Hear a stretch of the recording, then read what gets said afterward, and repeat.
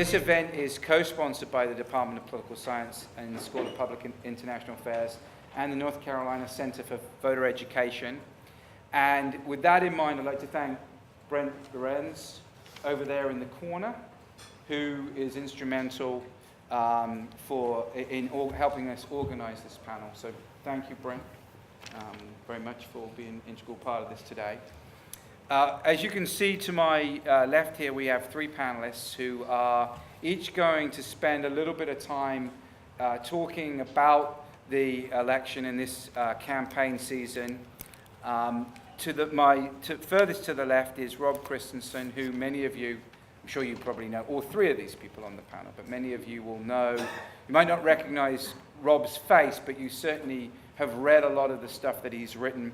Rob is the senior political writer for the News and Observer here in Raleigh. He's author of a book on North Carolina politics called The Paradox of North Carolina Politics, which is a UNC Press book. The Paradox of Tar Heel Politics. There you go. Sorry. Which is a UNC Press book, which I would encourage all of you to read. And Rob's going to talk about the US Senate race particularly. Next to him is Laura Leslie. Laura is the Capitol Bureau Chief for WRAL. And Laura's going to talk specifically about the state legislative races. And then to her right, and sitting next to me, is Professor Stephen Greene. Many of you know Professor Greene and have had or are having a class with him. And he's a professor of political science. And Steve is the author of The Politics of Parenthood with Laurel Elder. And was it 2010 you won the Distinguished 2010, Teaching Award, yeah. University Distinguished Teaching Award in 2010. And Steve's going to talk about the sort of basic political climate in which these elections are taking place. So for about 5 or 7 minutes, they're each going to speak, and then we'll open it up to Q&A, and I'll hand it over to Rob to start. Well, good afternoon. Thank you for coming out on the beautiful afternoon. Well, what would a political race look like when money was no object? You could spend all the money in the world. Well, it would look like North Carolina Senate race, which you may have noticed, since every time you turn on the TV, you cannot get away from the TV ad. In fact, you often have one ad, and then another ad, and then another ad, and another ad. And if you're living at home, you probably get multiple calls from people asking you to turn out to vote. And you may also, or you or your parents, get multiple knocks on the door from various groups. Now, I think Saturday, I live in Cary. My wife got a knock on the door from Planned Parenthood, and then she got a call about a half hour later from a anti-abortion group. So she's getting both sides, and that's very, very typical, because we're expecting to have somewhere upwards of $100 million spent on this North Carolina Senate race, which would be the most in American history, which is a lot of money. And the reason, as you well know, is North Carolina is one of the Senate races which could very well decide whether the Senate flips Republican or stays Democrat. And the reason is, of course, is that North Carolina is one of the very few states in America that is evenly divided. It could easily go Democrat, easily go Republican.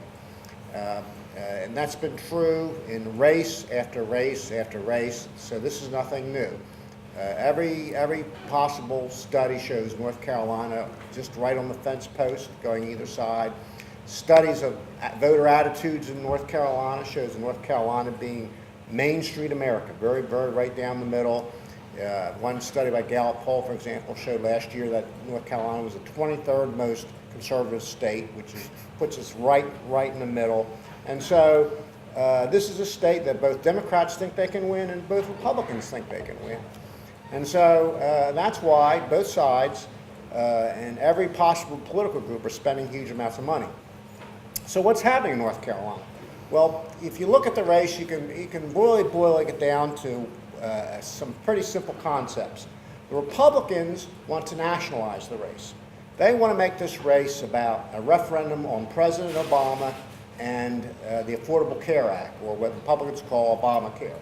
because neither President Obama or Obamacare are very popular in North Carolina. And Senator Kay Hagan, of course, is a Democrat.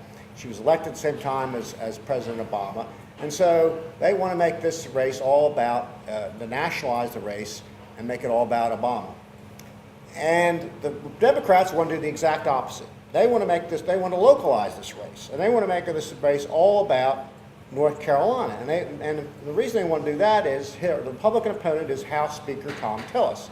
And he is, of course, the leader of this, one of the two leaders of the state legislature.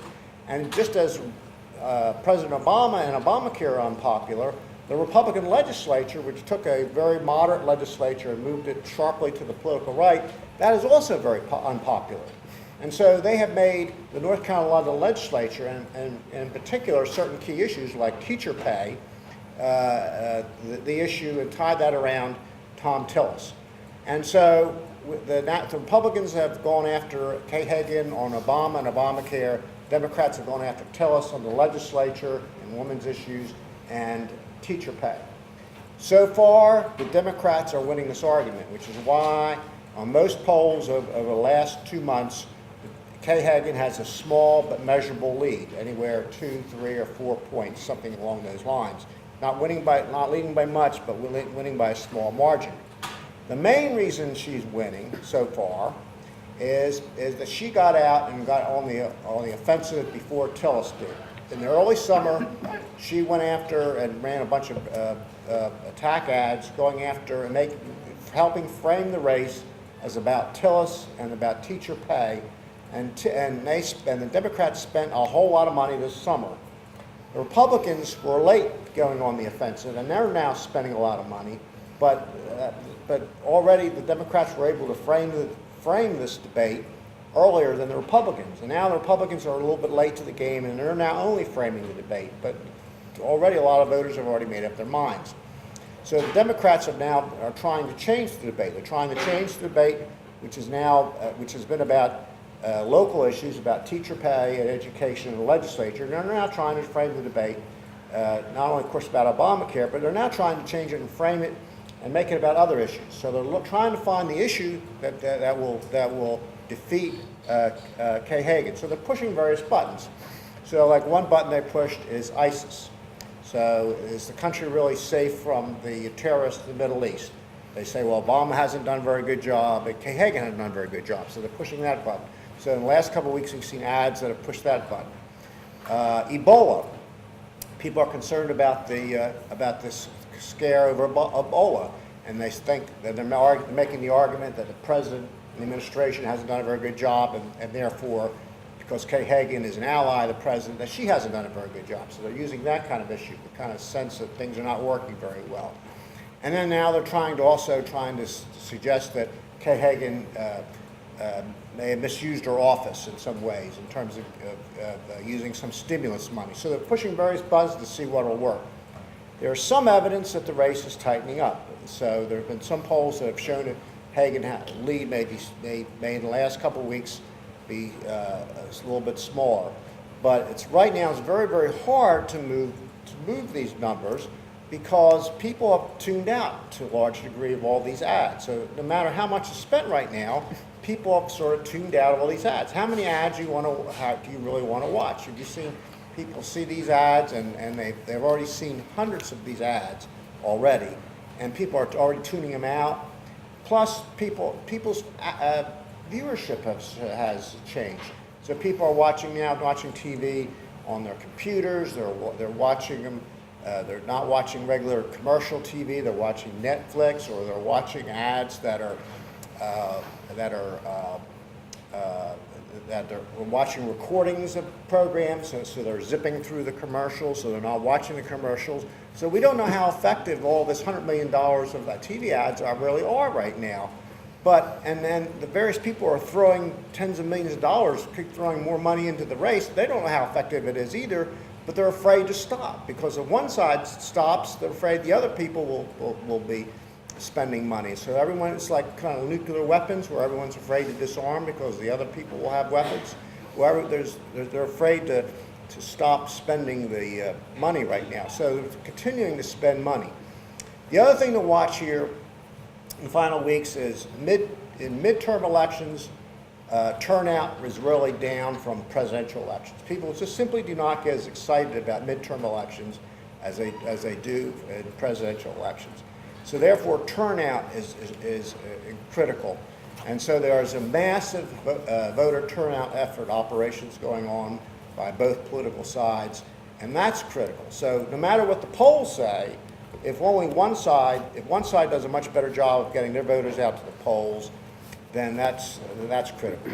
It's particularly hard to get voters out to the polls because neither Hagan nor Tillis are particularly charismatic candidates. They really don't excite their bases. So, for example, Kay Hagan, she's going around saying, I'm the most moderate member of the Senate. Well, how does that excite party liberals? I'm the most moderate member of the Senate. Tillis has never really excited party conservatives. Even though he has a very conservative voting record, he's never been a darling of the political right. So neither of these candidates really excites the party bases. And so that's a problem for both of these candidates in trying to excite their party. But there are certain things also to think about, and that is there are certain things that do work for the Republicans. The state tends to vote Republican in Senate races.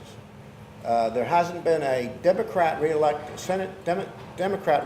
Senate since 1968, and that was Sam Ervin. So it's a very long time since Democrats been reelected. So that tends to work for the Republicans' favor. And also, this is the 6-year the second term midterm elections for a president usually is good for the party out of power. So I mean that should work for the Republicans as well. And Hagan's numbers are not very good. She's not particularly popular. But what's happened so far is a lot of the independent voters who do not like President Obama, you would expect them to go to Tillis. But they have not gone to Tillis. A lot of them are hanging back from voting for Tillis, and a lot of them have gone to Hagan. And so that's been a problem for the Republicans. So I'll take it on the state level. And if you think you're tired of all the heat and light around the Senate campaign, you should try being a down-ticket candidate. Right? We have 170 state legislative races up for grabs in November, 50 Senate, 120 House. We have, I don't know how many courts, judicial races, including more than half of our state Supreme Court is also on the ballot. 4 out of our 15 Court of Appeals on the ballot. A lot of your local races, even the Wake County DA is on the ballot. You can be forgiven for not knowing this because all you've heard about on the news is Hagan and Tillis. But in the meantime, all these candidates have to find a way to try to break through all this noise and break through all of us fast forwarding and DVRing through our commercials, right? And try to get a message out. And the more noise the Senate campaign makes, the harder that gets for your folks who are down the ticket. Now, it's very interesting, as Rob was saying a minute ago, the Republican-led legislature is not very popular, especially in some urban areas. Wake County would be one of them. And so that actually has been a drag on some of the legislative candidates here who otherwise might be expected to have a pretty safe road to re-election. There are 2 Senate races here that we're watching very carefully and 2 House races here. In the 2, one of the House races, for example, is a representative named Tom Murray, who is a representative from Cary. He's been in for a couple of terms. By all measurements, he works hard. He does his homework. He doesn't get involved in a lot of ideological stuff. He kind of gets, he's very interested in crowdsourcing, for example, trying to get that legalized, trying to change some things about the business climate here in North Carolina. Not the kind of guy that you would expect to be a target, right, for of angry Democrats ideologically, and yet he is actually in so much trouble in terms of his poll numbers up against somebody that is not somebody known as well as he is. I don't think that he's on TV. He is paying money to be on television. He's getting his message out to a couple million people just to reach the 60 or 70,000 that he needs to reach. It's swatting a fly with a shotgun. Okay. Now, I mean, if you've got the money to do it, I suppose you might as well, but that should tell you something about the stakes for the folks who are down the ticket this fall. As we said, there's a couple of House races, a couple of Senate races that we're watching here in Wake County. There are also a handful of legislative races in the western part of the state that may be affected by some decisions that were made by the legislature in the last couple of years about fracking. You've heard about fracking, shale gas extraction, right? It was legalized here a couple of years ago. Last year they put in a bill to kind of move it along a little faster. That has not played well in some areas of the state, and there are 3 members of the Republican Party in the House who could pay the price for that. I don't know that all 3 of them will, maybe none of them will, but they're certainly getting a robust challenge from some Democrats that otherwise wouldn't probably have a great chance against these guys out west. Of course, that's been aided by some outside money. The outside money isn't just in the Senate campaign. We're having it flowing in for our state Senate and state House as well, especially environmental money has been flowing in from some folks targeting the folks who voted for the fracking fast track bill and et cetera. Now, a lot of people say, well, is the legislature going to change parties? No, not unless something incredible, just seismic happens. Because right now, Republicans have a majority, a super majority in both the House and the Senate. So what's all the push about? Well, it has to do with the way that the dynamics work in Raleigh. Because there are so many Republicans in the majority in the House and the Senate, they have the supermajority, which means that the governor's veto doesn't really mean very much most of the time. So they can basically, House and Senate leaders can agree with each other on what they want to do and go forward with it. And the governor can try to veto them, but they can simply overturn it because they have enough numbers to do that. So what the Democrats are trying to do at this point, I mean, I'm sure they would love to flip one or the other chamber, but at the very least, what they'd like to do is to get that supermajority taken down out of either the House or the Senate. And that way, there's a little bit of a break on the Republican leadership in the House and Senate. And they might actually have to work with the governor. I'm sure the governor would love to see that too, although I'm sure he would never say it, but it will make the governor a much more relevant figure in the politics in Raleigh as well. And so that's why we're seeing a lot of money being poured into specific races where the Democrats have tried to figure out who's vulnerable, who could we possibly dislodge here. You know, they've got a long march back to being anywhere near a formidable minority in Raleigh, but they're trying to sort of make a little bit of headway on that this year. I go back to what Rob was saying about turnout versus polls. That's, we see these polls, things are very, very, very tight, but I agree with Rob. I mean, really in midterms, it's all about the turnout. And I mean, Republicans generally do turn out for midterms more often, more reliably than Democrats do, which is probably going to help the Republicans a little bit. But it's the people who are down the ticket are also hoping for a lot of turnout. And one of the things about negative ads that is sort of universally true is that they make people sort of not care and they make people not want to vote. So they have a tendency, not always, but generally speaking, they have a tendency to reduce turnout. So if you are one of these candidates who's really hoping that your folks turn out, you've got to be hating life every time you see one of these 4-minute barrages of negative ad after negative ad on TV at night. It's affecting you, it's affecting your race, and there you are trying to get your message out. So at that, I will leave it at that and hand it off to you. Okay. So I was thinking, since Tillis is trailing Hagan in the polls by a little bit, maybe he needs to come out with an ad suggesting she's an atheist or something like that. All right, you guys are too young to get that. But 6 years ago, Elizabeth Dole kind of desperately ran an ad suggesting Kay Hagan was an atheist. It didn't work. Kay Hagan did win. Okay, a few more serious comments. I think, as both my colleagues up here have mentioned, turnout is a really big deal. And on the national level and the state level, I think it's really going to be determinative who turns out to vote. We do know that midterm elections consistently have much less turnout than presidential elections. But the important thing to note is that does not happen in a representative pattern, that it is specific demographic groups drop off from turning out disproportionately in midterm years and vote then disproportionately well in presidential election years. So 2 groups worth mentioning, young people. Young people are not particularly good voters. It's not your fault. In 20 years, you'll be middle-aged like me and you'll be a good voter then. Well, actually, most of you are political science majors, you're probably good voters now.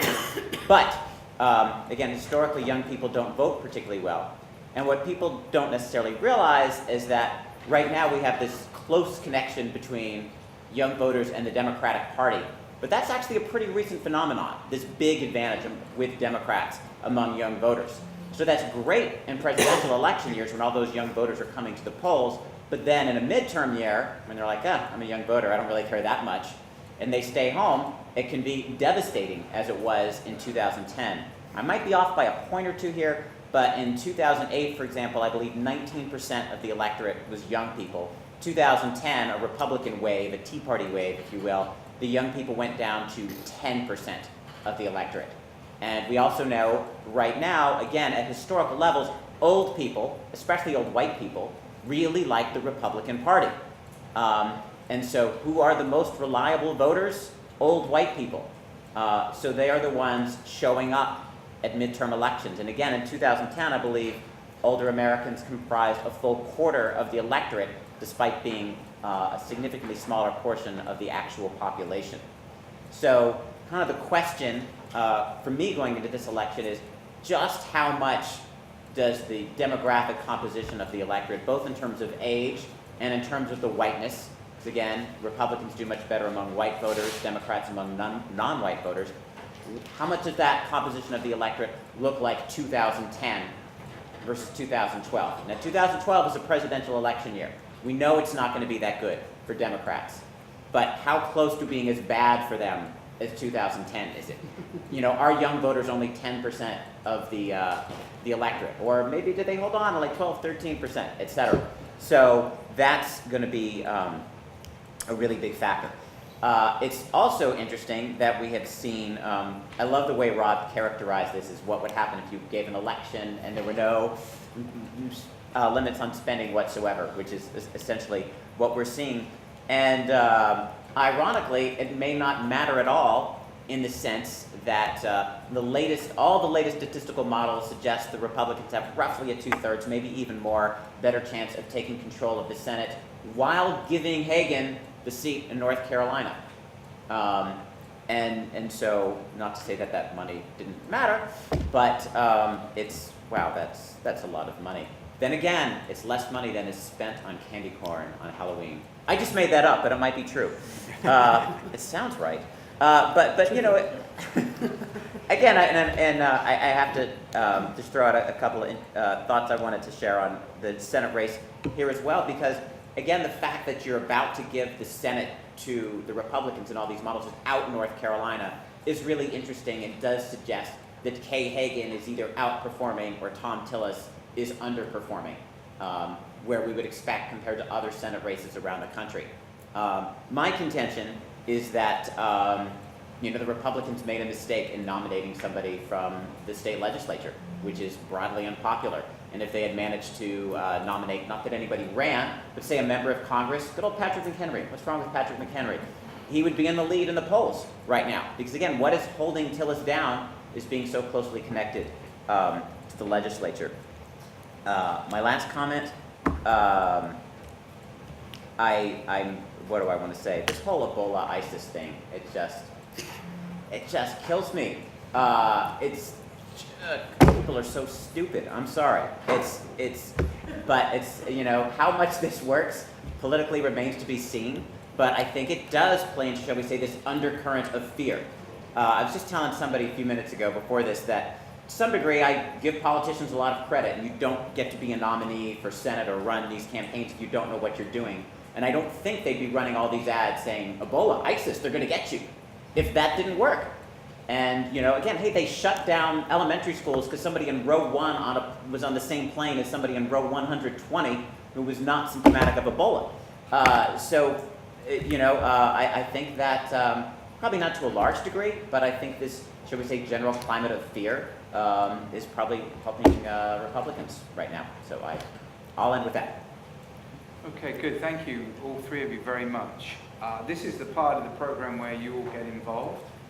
And so if you have a question, put your hand up. I will point to you, and if you can shout your question out loudly so not only can the panelists hear, but everybody in the audience can hear, I'd appreciate it very much. So let's start with you. Thank you. The recent Supreme Court action has made same-sex marriage legal here in North Carolina.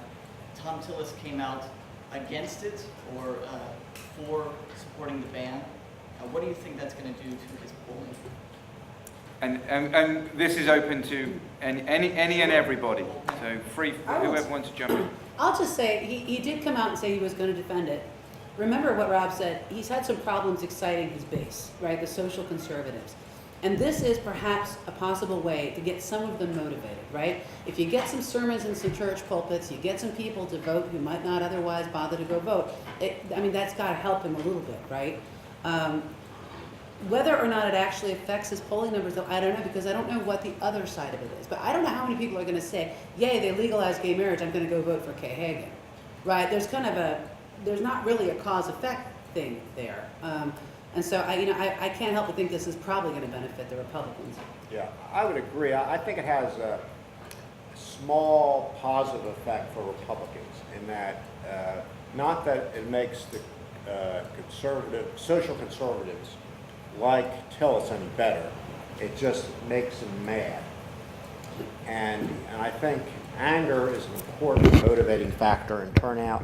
And if the social conservatives weren't that crazy in the first place, they weren't that motivated to turn out because they didn't like Tillis that much, they're angry at pictures in the paper and on TV of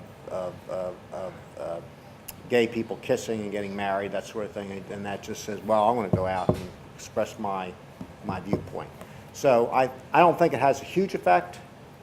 I could be wrong, but I think it has some motivating facts, and so it has some small effect on the election, positive for the Republicans. I won't disagree, but I'll say it is less likely to change the results of the election than the presence of Sean Huff. Ha. That's my 2 cents. You know who Sean Wait, Hall is? you want to expand upon that? Yeah. Why don't you, Andy? You've said almost nothing. No, I'm the moderator. He's a pizza. I have views on everything, but... Okay, he's a pizza delivery man who is running for the Libertarian Party. He's latest polls on him About 3%. about 3%, which could if that stays, could very well be larger than the margin between Hagan and Tillis.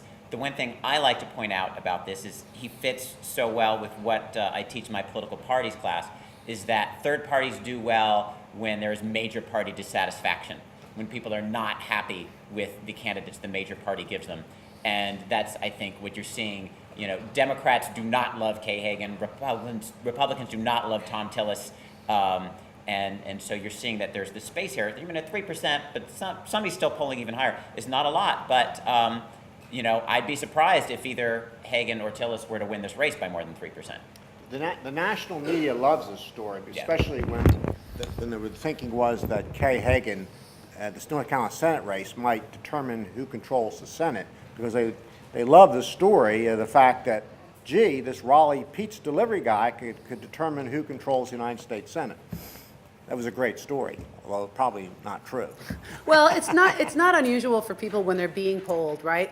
Say you're a disgruntled Democrat or you're a disgruntled Republican and you're called up and they ask you who you're going to vote for and you say, oh, heck, I'm going to vote for the Libertarian. Okay. A lot of times those people don't actually go to the polls and vote for the Libertarian, right? They're expressing their unhappiness to the pollster who is calling them.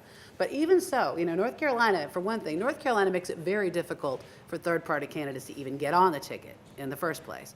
So any showing by Ha at this point is going to be a good showing. And I think, he was only invited to one of the 3 debates this year, which personally I disagree with. I would have liked to have seen all 3 of them at all 3 debates. But, he actually came across, I thought, as a moderately reasonable person and made some points about similarities between Tillis and Hagan in terms of, for example, their backing from Wall Street. There's a really good article, the story this weekend, on the banks, how the banks and the finance industry have been kind to both Hagan and Tillis, which is kind of Ha's whole argument is that these guys are just both corporocrats and it doesn't matter that much who you choose. 535 people in Washington are corporate. Which is one reason why he might not make a difference regardless of how much he gets.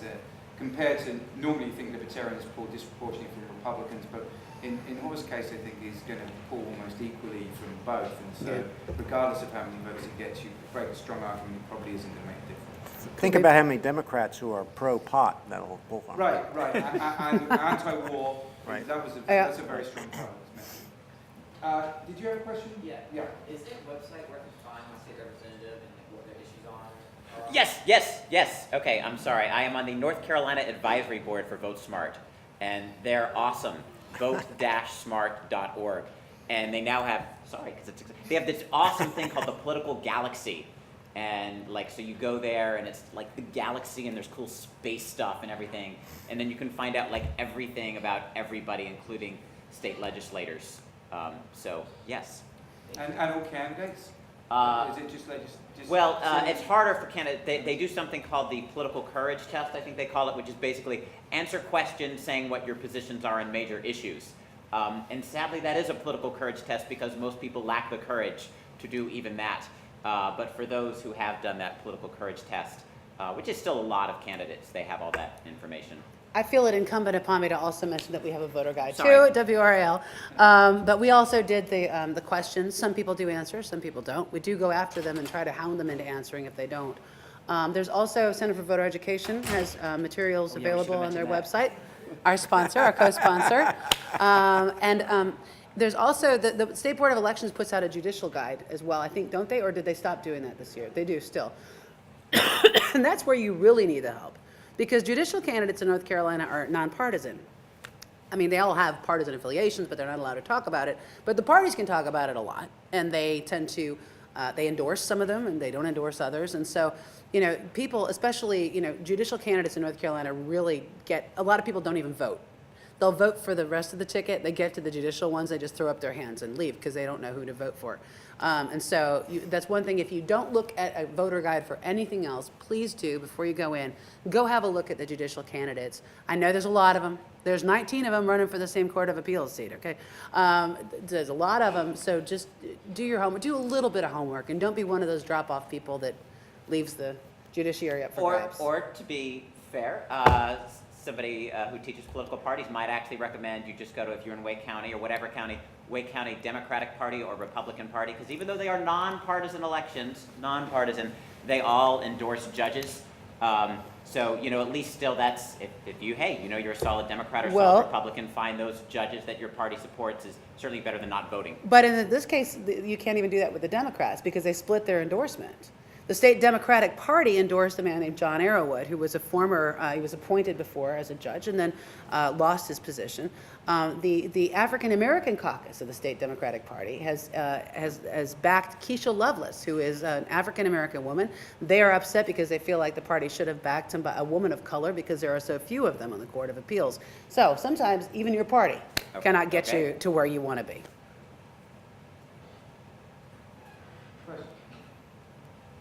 So I'm very curious about those top races that you identified. If you wouldn't mind naming candidates. Sure. I'm very curious about that. Sure. Forgive me if I don't remember the district numbers off the top of my head for the Senate. I think I kind of do. Okay, for the House, we're looking at House 41, and that's Murray and Gail Adcock. She's the mayor pro tem of Cary. She does have name recognition in the district, but that's an interesting race. Okay. The other House race that we're watching, that actually my story is going to be on at 5:30 on this one, is Gary Pendleton and Kim Hanchett. And Gary Pendleton is a retired brigadier general who was appointed to fill in the term of the late Representative Jim Fulgham. This is a north central Raleigh district. He was just appointed last month. He'd like to get elected. She has never, I don't think she's even run for elected office before. She certainly hasn't held it. And so the two of them are actually, according to the latest polling we've seen, are actually very, very close to each other. And that's a tough district.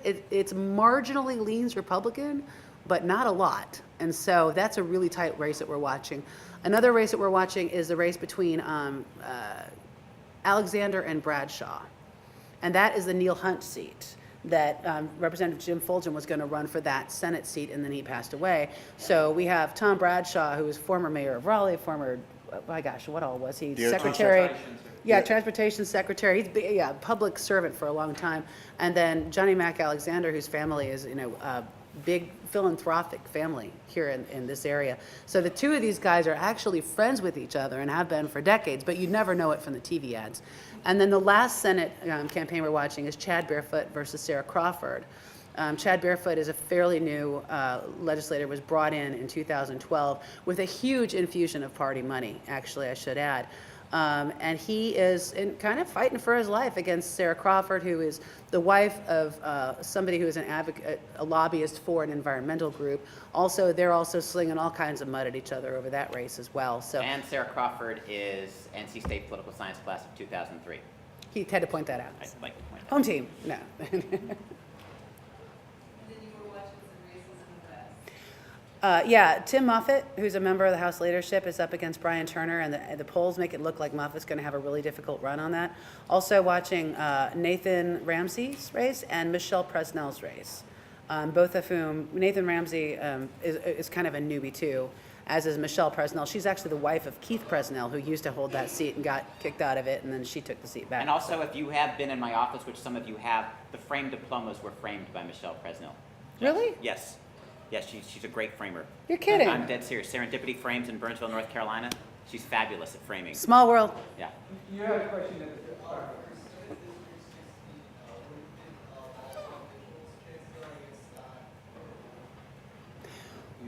Well, for entertainment value, Molotov wins it right there. But no, I actually, Josh Stein is probably not going anywhere. I mean, that is a very safe Democratic district. I give Mr. Mitchell credit for at least getting some attention and being entertaining. And we're actually paying attention to that race, whereas we might not be if it were somebody else. But it seems unlikely that Stein would lose that race just because of the makeup of that district. Yeah, no, Dr. Greene mentioned that without North Carolina, what races are they thinking that might make that happen?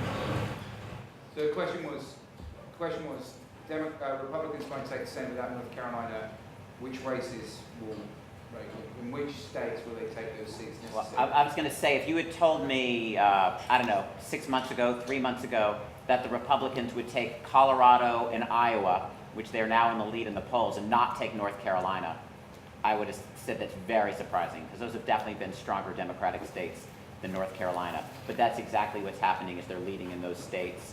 I think those are kind of the two big ones that really seal it for them, shall we say, and make North Carolina not necessary. And then a host of other competitive states are increasingly looking Republican, like Louisiana, Arkansas, Alaska, and some others.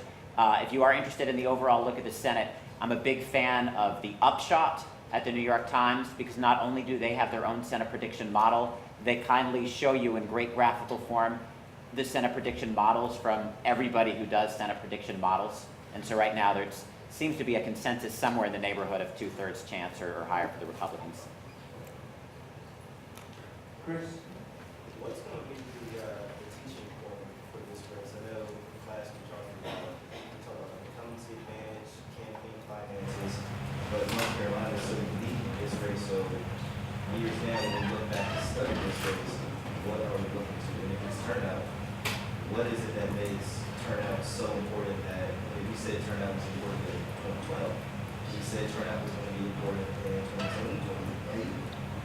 2008, and we're probably going to say turnout is going to be important in 2016. So turnout is important all the time now. So what's But it's the who. It's the who that turns out. And I think, one of the lessons we're seeing on the national level, including here in North Carolina, is that candidates do matter, right? When you're looking at a series of very close Senate races.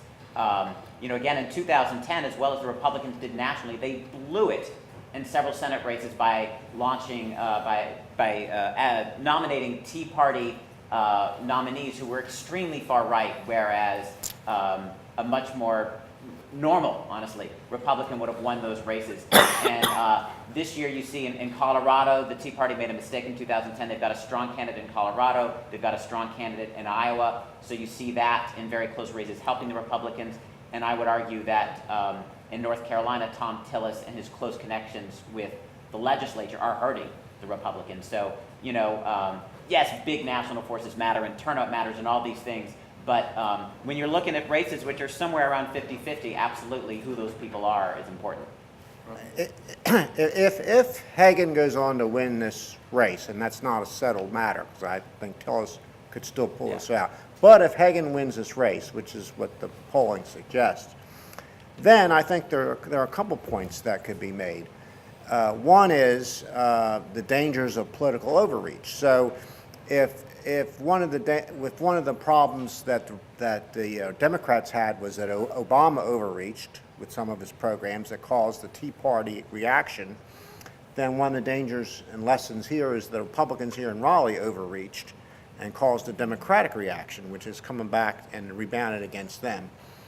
And that really, if Hagan wins, one of the most powerful forces in politics is anger. People really angry. And in 2010, the Republicans had it with the whole Tea Party movement, and you could actually, as a reporter, see it and feel it. I mean, people were showing up at town halls, angry at Obamacare, angry at the president. They were showing up at Democratic congressional offices like Brad Miller's, large crowds out there demanding opposed to Obamacare. Well, now where are the crowds? Who are the crowds that are showing up now who are really angry for Moral Mondays? Well, it's Democrats, right? The anger. So this could if Hagan wins, could be very well be the Democrats' Tea Party moment. Because the anger seems to be really on the Democratic side, and because of Republican overreach. And so if you think that North Carolina is a moderate state, and most of the evidence suggests that's the case, then this could be a reaction to Republicans taking the state too far to the right. I'll just say one thing, which is I will remember about this election is that it would never have occurred to me that you could throw 9 digits of money at an election and not move it. But we are essentially where we've been since this race started. So when you think about that, because we've all, it's truism, right? You put the money in and it moves the needle. Well, obviously that's not always the case, so. Right, just a quick follow-up on that, and I love Rob's metaphor of mutually assured destruction, because I think that's exactly what it is and why we're not seeing the needle move very much. And I think there's pretty good evidence that when you have fairly closely matched spending, it doesn't have to be the same, but in the same general range, that you're not going to have much impact. But when there's an asymmetry, when one side is able to spend significantly more than the other. Or earlier. Right, and it's almost like if they could make a handshake deal and say, hey, we'll each just spend $10 million, the results would honestly be the same if they each spent $90 million. But, nobody's going to make that deal. Right back in the corner, yes. When, if ever, do you think that the United States is going to outlaw all this corporate and just extra spending on races and adopt a system like Britain, where they get an allowance basically from the federal government to run and nobody else?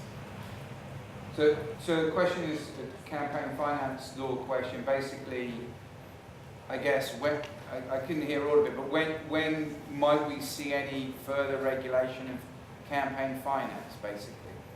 Right. Yeah. If they weren't allowed to have all this stuff, if they just got a certain allowance from the federal government that they could spend on this. I would say, what year is Star Trek set in? The 24th century?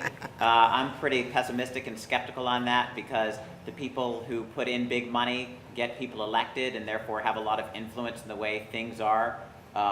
If there's any hope of a groundswell of breaking up that kind of thing, you want to look at the movement from Lawrence Lessig.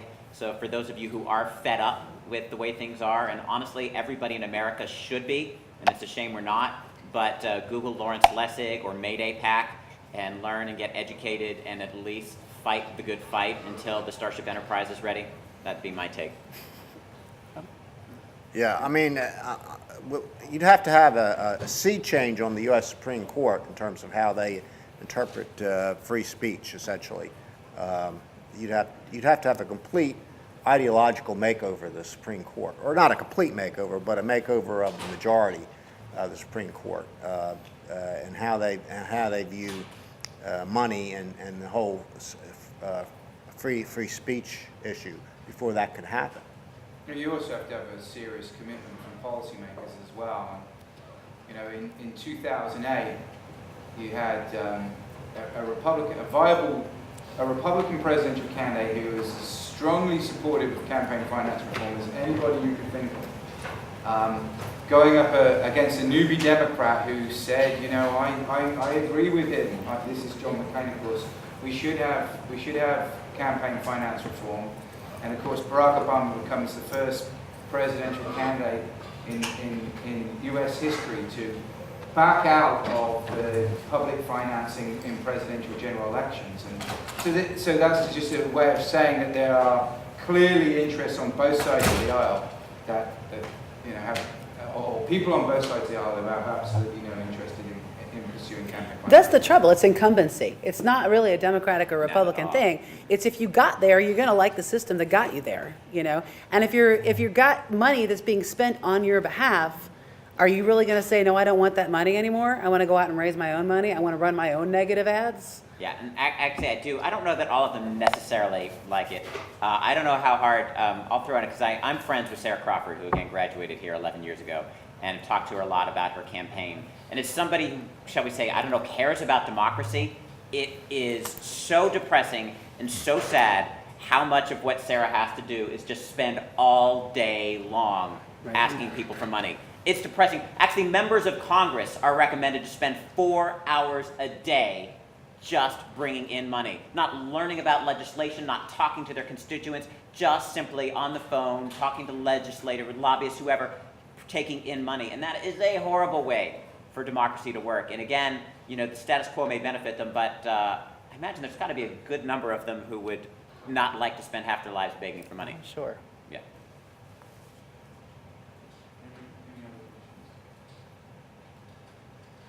I'll just ask one question here.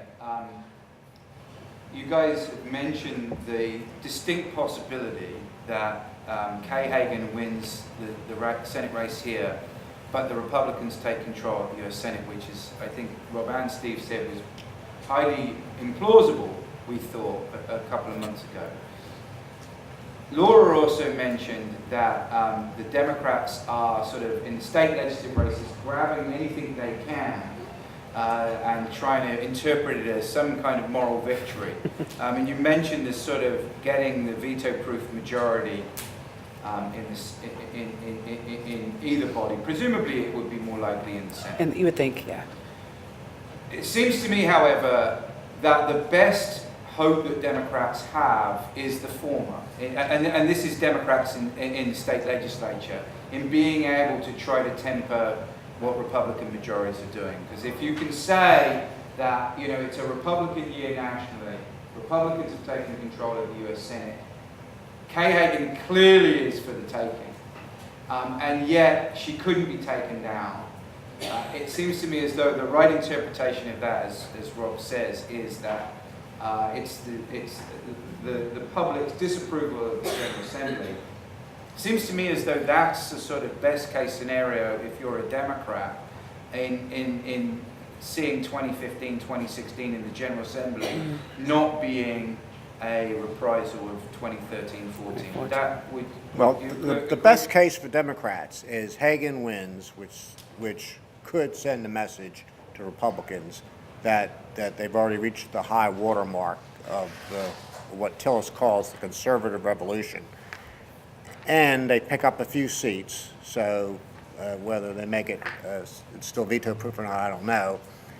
And that also sends a message to McCrory, who started his life as a moderate center-right Republican, that he needs to get back to his roots and needs to differentiate himself more clearly from the Tea Party elements of his party, and needs to be more aggressive and public about it. And the Republican Party starts moving back to more its Jim Martin, Jim Holzhauser side of the party, and be more of a business-oriented party as opposed to what it has been. And because he has to face a re-election in 2 years. That's the best case scenario. Now, how that affects the Republican legislature, in fact, let's assume that in fact Hagan wins, and that the Democrats do pick up a couple seats. That may be interpreted any number of ways by the Republican legislature. The Republican legislature may say, well, we may have reached the high water mark, but we still have various goals and programs we have not yet reached, and our window is closing. We need to act quickly. So there may be, in fact, to be a rush of conservative legislation acting while they still can. So that may have a different impact. It may not have a moderating impact. So that could break either way. And presumably, that if they did lose seats in the General Assembly, those would be more moderate Republicans who would have lost. That's right. Making the caucuses That's right. more conservative. Yes. Not necessarily. Some of the Republicans that are up are more conservative Republicans. Michelle Presnell is very conservative, for example. Chad Barefoot, fairly conservative as well. So not necessarily all, I mean, some of them are simply people who are perhaps a little bit more conservative than their districts would warrant. I would love to know, I would have loved to have seen this Senate campaign in an alternate universe if Speaker Tillis had resigned the speakership when he became the nominee and stepped away from the legislature. You think he would have been better off? Yeah, I think he would have been worse off. really. Yeah, I mean, I've been asked this question a lot, as I think you guys have probably as well. Although Laura and Rob asked the questions. They know all the answers, but they have to ask them rather than answer them. But I just think that and he has got in trouble over the education thing. But I think if he hadn't been there, he couldn't have even claimed that he did the pay raise. Well, that's a good point. He couldn't have even said, I gave him a 7%, which is his fallback position in this. But our voters buy in that? Well, but he's sort of damned.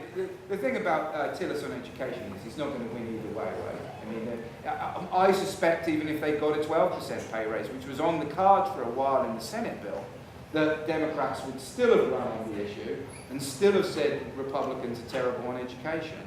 But I think it just gave him the ability to be able to say, because she could have said, not only are you guys bad, but you left. It wasn't you gave the teachers the pay raise, it was, whoever. Again, you're right, it's counterfactual history, you can't test proposition, but I have a feeling he might have been actually even worse.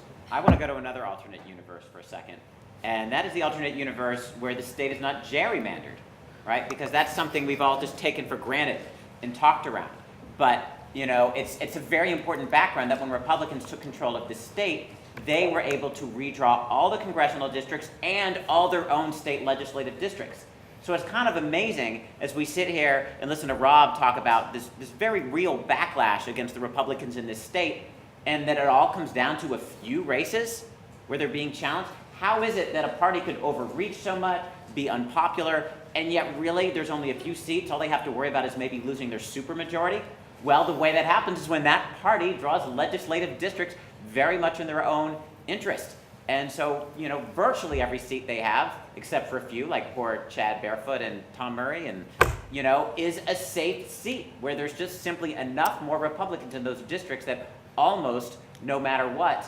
And again, it doesn't have to be that way. Back when Republicans were in the minority, they were actually for redistricting reform. And some of them still are, to their credit. Well, but they learned a lot from the Democrats who did the same thing for decades, so right? not as well. Right. Well, But- they didn't have the right. technology that the Yeah, Republicans right. have. Right. Never need. But if you described a political entity like we had in North Carolina, say for the congressional districts, where a majority of one party voted for Party A and overwhelmingly elected candidates for Party B, which is what happened here. The majority voted for Democrats, and it's, what was it, 8? Well, not, I can't remember what it is, but it's overwhelmingly Republican Right. delegation. Congressional. Yeah, it sounds actually like in the old Soviet Union. I mean, really, or it sounds like an election in some backwater third world country. It doesn't sound like a Western modern democracy. We would laugh at it if it was in the Soviet Union. You're right. Yeah, we would. And go ahead. So, sorry, Laura, I thought we'd finished. Oh, no, go ahead. We've got time for one more question. I know we have a question over here. I have a question. I'm going to talk about parties being, or hopefully being shifted around. We talked a little about the Supreme Court, which is looking into that. There are 4 seats open on the North Carolina Supreme Court. Could we possibly see any type of push from Democrats? Do you think there's a chance that Democrats could take those or 3 of the 4 open seats? And if so, do you think there could be a push for revision of